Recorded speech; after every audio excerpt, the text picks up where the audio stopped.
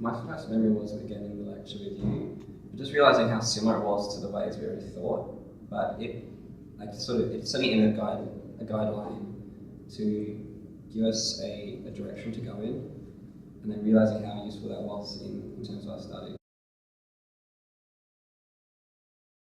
Having a year of actually using ops and obviously developing the skills related towards that, then you can start to find different areas in which it can be applied. And generally, the more you know about ops, the more you can sort of generalise engineering as a whole and apply it to pretty much anything. Yeah, having had an extra year learning about it and applying it in other subjects like thermodynamics and something like that, where we have similar frameworks given, it's become much more valuable, like realising how strong it can be applied. It gets you out of the high school way of thinking.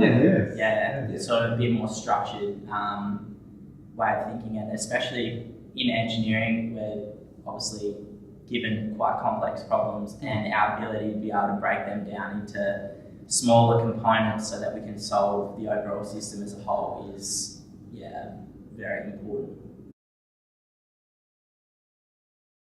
PS will in general helps the student to break down the problem and approach it, rather than thinking, oh, it's a big open-ended problem, I don't know how to solve it, where can I take this? Yeah.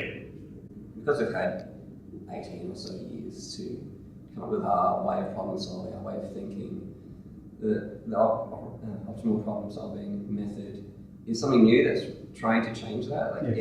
Obviously it's not a radical change when you actually realise how it works, but it can be very easy to resist that change when you think it is going to completely change. It's going to be hard work. Yeah. And I think the biggest challenge is trying to get that mentality away from it being pure theory. Yeah. Rather sort of providing it to students in a way that it's a tool that can be used rather than just a piece of theory.